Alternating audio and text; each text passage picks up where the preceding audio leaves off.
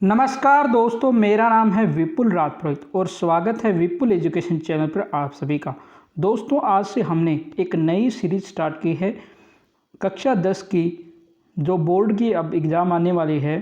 तो इतने दिनों से विद्यार्थी, अब जो स्कूलें भी खुल चुके हैं और विद्यार्थी भी अपनी तैयारी में जुड़ चुके हैं, तो हमने फैसला किया कि कक्षा 10 की सामाजिक की तैयारी हम कराएंगे। और उसके लिए हमने सबसे पहले जो न्यू पैटर्न एनसीईआरटी के अकॉर्डिंग जो बुक है समकालीन भारत भाग 2, जो भूगोल की बुक है, उसको हमने शुरू किया है। और आज हम अपना पहला वीडियो लेके आए हैं, पहले पार्ट का नाम, जिसका नाम है संसाधन एवं विकास। तो ये पार्ट आज हम पढ़ेंगे। हो सकता है पार्ट आधा रह जाए, लेकिन हम कोशिश करेंगे आपको लगभग 50% आज की वीडियो में कवर करने की, 50% दो कि हर वीडियो के लगभग 1 या 2 पार्ट बनेंगे। तो आप पूरा वीडियो देखिएगा, एक एक चीज़ आपको समझा के बताई जाएगी। ठीक है, चलिए पार्ट को शुरू करते हैं। देखिए, इसमें देखिए, मैं एक मिनट कलर सेलेक्ट कर लेता हूँ। देखिए, पाठ शुरू हो रहा है। क्या आप उन वस्तुओं के नाम बता सकते हैं जो गांव और शहरों में हमारे जीवन को आराम पहुंचाते हैं?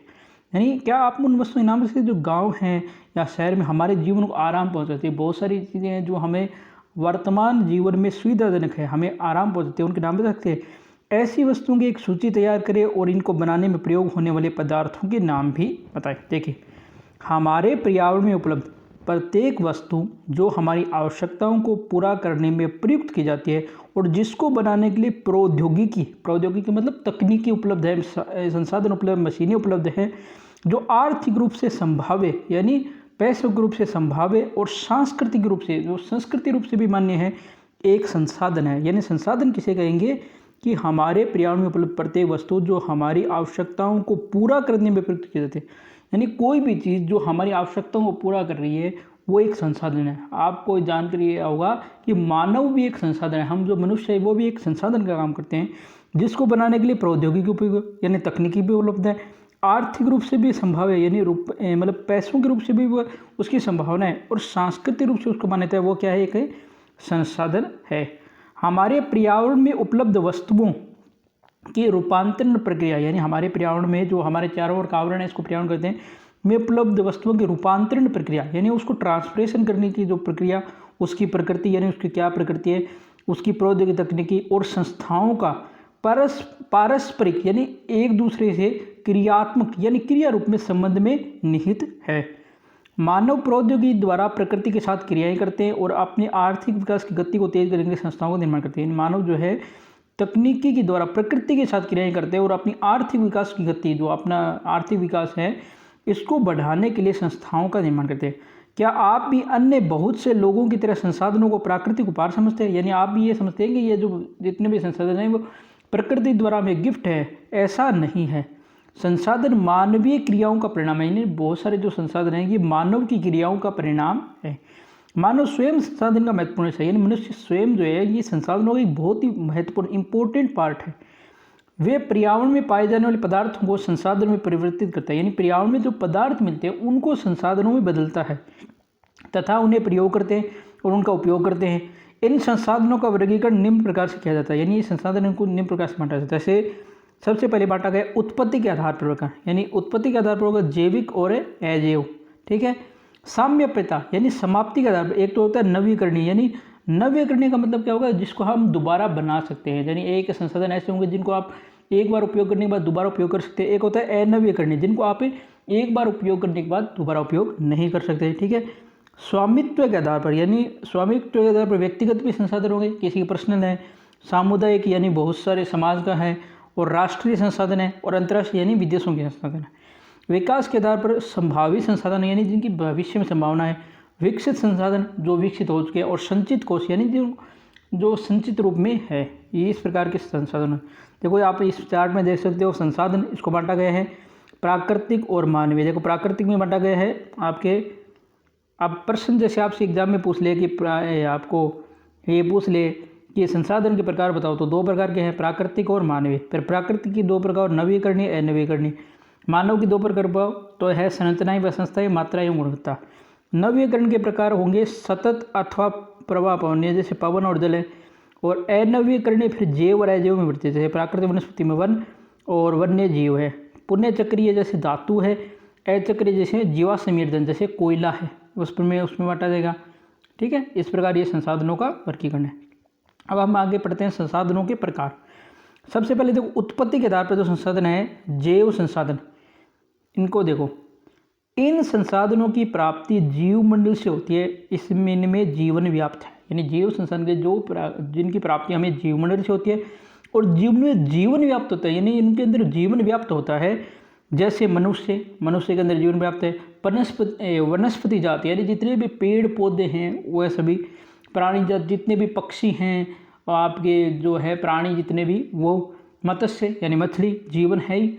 पशुधन यानी हमारा जो जितने भी पशुधन है, गाय भैंस बकरी, ये सभी के सभी क्या है, जैव संसाधन है।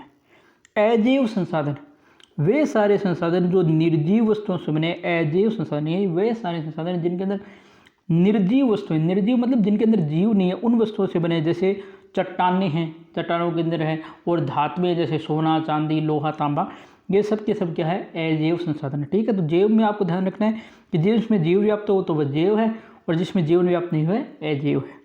अब देखो साम्यप्रता के आधार पर नव्यकरणीय योग्य संसाधन, यानी नव्यकरणीय योग्य संसाधन वे संसाधन जिन्हें भौतिक, रासायनिक या यांत्रिक प्रक्रियाओं द्वारा नवीकृत या पुनः उत्पन्न किया जा सकता है, उन्हें नव्यकरणीय योग्य अथवा पुनः पूर्ति योग्य संसाधन भी कहा जाता है। यानी ऐसे संसाधन जिनको आप भौतिक क्रिया से या रासायनिक क्रिया से या यंत्रों की प्रक्रिया से दोबारा बना सकते हैं, पुनः उत्पन्न कर सकते हैं, वो होते हैं नव्यकरणीय योग्य या पुनः पूर्ति योग्य संसाधन। जैसे सौर ऊर्जा है, पवन ऊर्जा है, जल है, वन है, वन्य जीव है।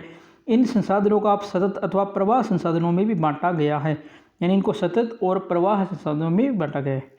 फिर आते अनव्यकरणीय संसाधन। इन संसाधनों का विकास एक लंबे भूवैज्ञानिक अंतराल में होता है, यानी ऐसे संसाधन हैं जिनका विकास एक लंबे भूवैज्ञानिक अंतराल में होता है। खनिज और जीवाश्म ईंधन इस प्रकार के संसाधन हो जाने, जैसे कोयला, मान लो कि भाई कोयला है जो वो एक नवीकरणीय है, कि कोयले की उत्पत्ति आप कोयला एक बार समाप्त होने के बाद दोबारा पुनः नहीं बना सकते, बहुत लंबा प्रोसेस लगता है उसके अंदर।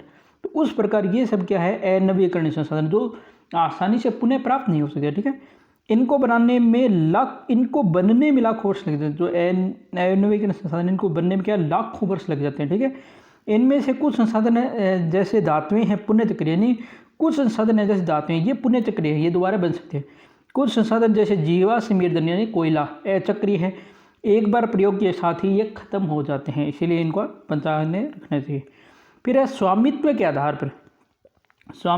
पर, यानी देखो सबसे पहले देखो व्यक्तिगत संसाधन दर के संसाधन निजी व्यक्तियों के स्वामित्व में भी होते हैं, यानी संसाधन कुछ ऐसे होते हैं जो किसी पर्सनल व्यक्ति के संसाधन होते हैं। बहुत से किसानों के पास सरकार द्वारा आवंटित भूमि होती है जिसके बदले में वे सरकार को लगान चुकाते हैं। गांव में बहुत से लोग भूमि के स्वामी भी होते हैं और बहुत से लोग भूमिहीन भी होते हैं। यानी आप इसमें उदाहरण देखिए, जैसे बहुत से किसान हैं के पास सरकार उनको ज़मीन आवंटित करती है जिनके बदले वे सरकार को लगान चुकाते हैं। गांव में बहुत से लोग अपनी भूमि के खुद स्वामी होते हैं और बहुत से लोगों के पास भूमि होती नहीं। शहरों में लोग भूखंड, घरों व अन्य जायदाद के मालिक होते हैं। जैसे शहर में प्लाट है, किसी का अपना घर है, उनके मालिक होते हैं। बाग, चारागाह है, तालाब और कुओं का जल आदि संसाधनों के निजी स्वामित्व के कुछ उदाहरण है। जैसे बाग, किसी का अपना पर्सनल बाग होगा, किसी का अपने पर्सनल चारागाह है, अपना पर्सनल तालाब है, कुएँ हैं। कुओं का जो जल है ये आदि क्या है, खुद के निजी स्वामित्व के उदाहरण है। अपने परिवार के संसाधनों एक सूची तैयार कीजिए, आप अपने परिवार के संसाधनों को भी सूची तैयार कर सकते हैं। फिर आते हैं सामुदायिक स्वामित्व वाले संसाधन।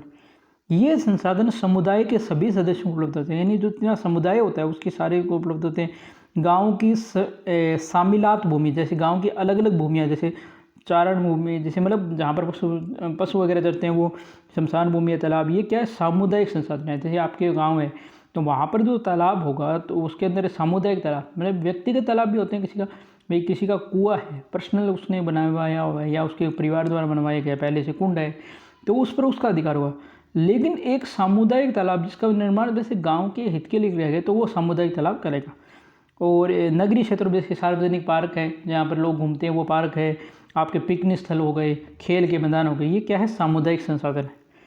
राष्ट्रीय संसाधन, तकनीकी तौर पर देश में पाए जाने वाले सारे संसाधन राष्ट्रीय संसाधन, यानी तकनीकी तौर पर जो देश में पाए जाते हैं वो सारे के सारे संसाधन के राष्ट्रीय संसाधन। देश की सरकार को कानूनी अधिकार है कि वे व्यक्तिगत संसाधनों को भी आम जनता के हित में अधिकृत कर सकते हैं। यानी सरकार को ये अधिकार है कि वे व्यक्तिगत संसाधन, किसी व्यक्ति, जैसे आप मान लो कि कोई व्यक्ति है, उसके खेत में से कोई मतलब खनिज पदार्थ या कुछ भी पेट्रोल वगैरह निकल रहे, तो वहाँ पर सरकार उसको अपने कब्जे में देख सकती है, अधिकृत कर सकती है।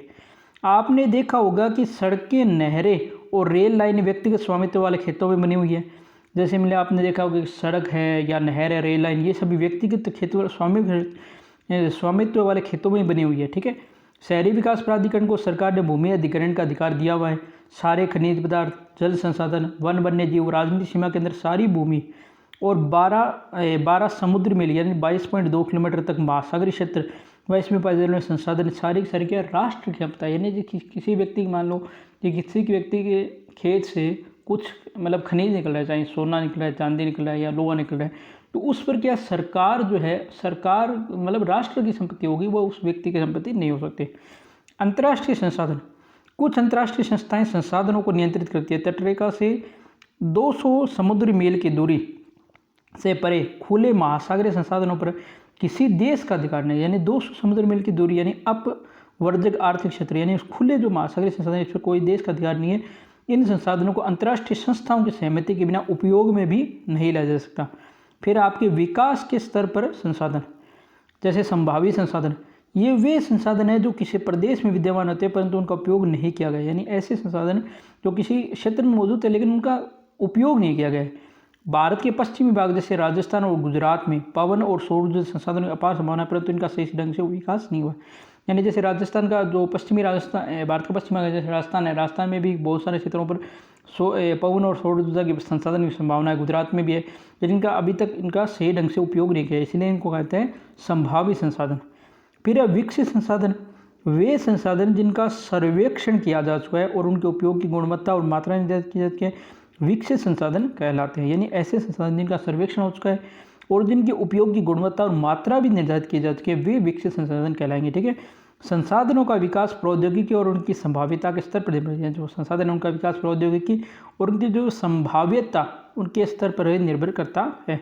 फिर देखो भंडार, पर्यावरण में उपलब्ध वे पदार्थ जो मानव की आवश्यकताओं की पूर्ति कर सकते हैं परंतु उपयुक्त प्रौद्योगिकी के अभाव में उनकी पहुंच से बाहर है, वे भंडार में शामिल है। यानी पर्यावरण में उपलब्ध ऐसे पदार्थ जो मानव की आवश्यकता की पूर्ति कर सकते हैं परंतु उपयुक्त प्रौद्योगिकी यानी टेक्नोलॉजी के अभाव में उसकी पहुंच से बाहर है, वह भंडार में शामिल है। उदाहरण के लिए जल 2 गैसों यानी हाइड्रोजन, ऑक्सीजन, यौगिक है।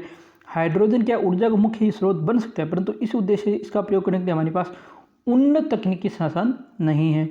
फिर है संचित कोष, ये संसाधन भंडार का ही हिस्सा है जिन्हें उपलब्ध तकनीकी ज्ञान की सहायता से प्रयोग में लाया जा सकता है परंतु इनका उपयोग अभी आरंभ नहीं हुआ, यानी कि अभी तक इनका उपयोग शुरू नहीं हुआ है।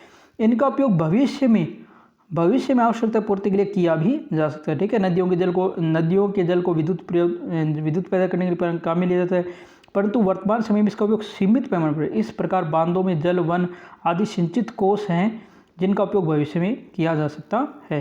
ठीक है। तो ये आप हम देखेंगे संसाधन का विकास। तो ये आज हम इतना ही वीडियो देखेंगे। नेक्स्ट वीडियो में हम आपको संसाधन का विकास और क्या है ये सारे टॉपिक नेक्स्ट वीडियो में हम आपको पढ़ा देंगे। ठीक है। तो आज इतना ही देखेंगे। तो यह वीडियो आपको कैसा लगा, पढ़ाने का तरीका कैसा लगा, दोनों ईमानदारी से बताना। तरीके में चेंज हो सकता है, दोबारा इसको मतलब आप कहोगे तो इसको बोर्ड पर भी समझा देंगे। ठीक है। तो अगर वीडियो पसंद आए तो वीडियो को ज़रूर लाइक करें और कमेंट करें, वीडियो को शेयर करें दोस्तों के साथ, और चैनल सब्सक्राइब नहीं किया आपने तो चैनल को आप अवश्य सब्सक्राइब करें, बेल आइकन की घंटी को प्रेस करना न भूलें। धन्यवाद दोस्तों। जय हिंद, जय भारत। घर रहें, स्वस्थ रहें।